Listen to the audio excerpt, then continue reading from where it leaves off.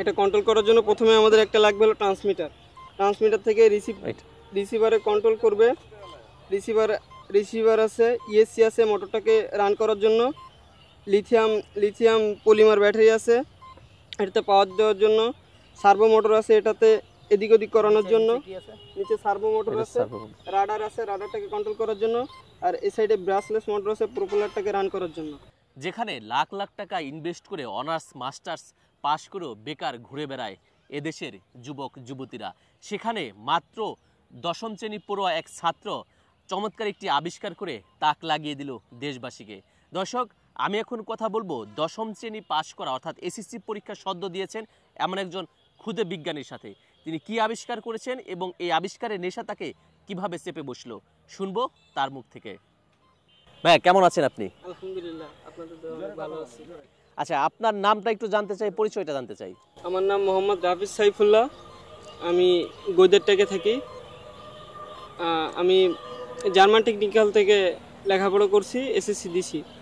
আচ্ছা, আমি একটা জিনিস দেখতে পেলাম, আপনি একটা জিনিস আবিষ্কার করেছেন, যেটা দেখলাম। এই আবিষ্কারটা আসলে কিভাবে করলেন, আইডিয়াটা কোথা থেকে পেলেন? আমি ছোটোবেলা থেকে মানে ছোটোখাটো জিনিস বানানোর ইচ্ছা ছিল, এই জন্য আমার বাবার সাহায্য নিয়ে বাবা আমাকে উৎসাহ দেয় বা বিভিন্ন জিনিসপত্র কিনে দেয়, এগুলো থেকে আমি এগুলো তৈরি করি।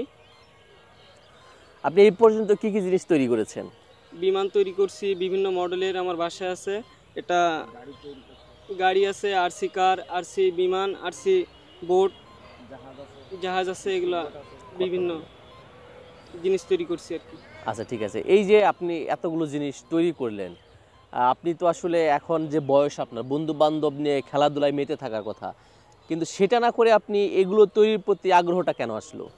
আমি ছোটোবেলা থেকে বাবার ফোনে এগুলা ভিডিও দেখতাম, তা থেকে আমি উৎসাহ হয়ে মানে এগুলোর প্রতি আগ্রহ হয়েছি। ঠিক আছে। এই যে আপনি পড়াশোনা বাদ দিয়ে যখন এগুলো নিয়ে ঘাটাঘাটি করতেন, আপনার পরিবার থেকে কখনো বাধা দেওয়ার চেষ্টা করতো কিনা? যেগুলো অকেজো সময় নষ্ট হচ্ছে এরকম মনে করতো কিনা? হ্যাঁ, প্রথমে মা একটু বলতো, কিন্তু বাবার সাহসে আমি আর কি এগিয়ে আসছি। ঠিক আছে, তাহলে এখন আপনার এগুলো ছিল ভবিষ্যৎ প্ল্যানিংটা কি একটু জানতে চাই। ভবিষ্যৎ প্ল্যানিং বলতে আমি যেন দেশের জন্য কিছু করতে পারি এগুলো দিয়ে, এটা আর কি। আচ্ছা, এই যে আপনি জিনিসগুলো তৈরি করতেছেন, এগুলো তো ডেমো হিসেবে তৈরি করেছেন, এবং এই প্রযুক্তিটা আপনি চান কিনা যে ব্যাপক হারে বড় পরিসরে, এবং এটা তো ডেমো, আসলে বাস্তবিক একটা জাহাজ যেরকম তৈরি হয় সেরকম তৈরি করার পরিকল্পনা আছে কিনা? হ্যাঁ হ্যাঁ, ভবিষ্যতে। এবং সেই ধরনের জিনিস তৈরি করতে গেলে কি ধরনের সহযোগিতা লাগতে পারে আপনার?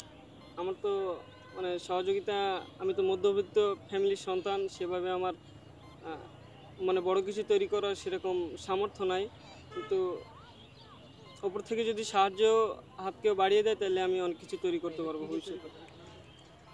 আচ্ছা, এই জিনিসটা আপনি কিভাবে তৈরি করছেন এটা একটু বলেন। এগুলো হলো ফোম, এটা হলো থার্মোকল দিয়ে তৈরি করছি বাসায়। গ্লুগান স্টিক লাগছে, বিভিন্ন মডিউল লাগছে। এটা হলো ট্রান্সমিটার, এটা দিয়ে এটা কন্ট্রোল করা হয় আর কি, রিমোট সিস্টেম। জি জি। এইটাকেই যদি আমি বড় পরিসরে যানবাহন হিসেবে তৈরি করতে চাই, জি জি, সেক্ষেত্রে কি এটা সম্ভব কিনা? এটা সম্ভব। আঙ্কেল, আমরা যেটা দেখলাম, আপনার ছেলে একজন ক্ষুদে বিজ্ঞানী এবং বেশ কিছু জিনিস আবিষ্কার করেছে, এবং এই মুহূর্তে আমরা একটি জিনিস স্বচক্ষে দেখলাম। এই যে ক্ষুদে বিজ্ঞানী হয়ে ওঠার এই গল্পটা আসলে কি, আপনার ছেলের কিভাবে ক্ষুদে বিজ্ঞানী হয়ে উঠলো সেটা আপনার কাছে জানতে চাই। ছোটবেলা থেকে যে জিনিসটা দেখে সেই জিনিসটার পরে আগ্রহী হয়। ওই যে ছোট মোটর দিয়ে একটা কিছু বানায়, একটা ফ্যান বানায়, এটা বানায়, ওইটা বানায়।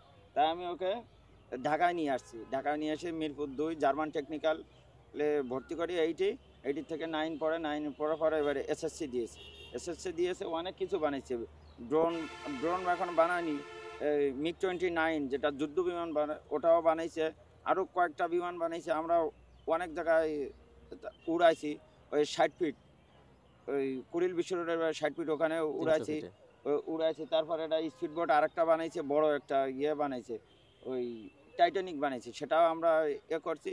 আর এটা আজকে ঘুরতে আসছি, তাই এটা ক্যারি করা যায় না, ছোট জিনিস ক্যারি করা যায়, তাই এটা নিয়ে আসছি যে চালানোর জন্য। এই ছেলেরা নিয়ে আমার অনেক স্বপ্ন আছে, সেজন্য ভালো কিছু করতে পারে দেশের জন্য।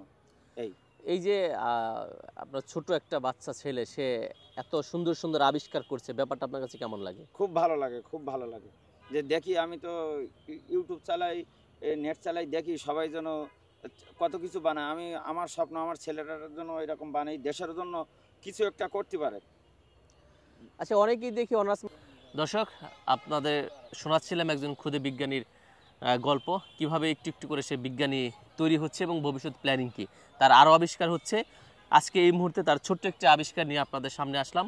পরবর্তীতে আমরা তার পরবর্তী যে আবিষ্কারগুলো আছে কি কি তৈরি করেছে, বিশেষ করে তিনি একটি যুদ্ধ বিমান তৈরি করেছেন এবং সেই যুদ্ধ বিমানের পিছনের গল্প এবং সেটি নিয়েও হাজির হব পরবর্তী ভিডিওতে।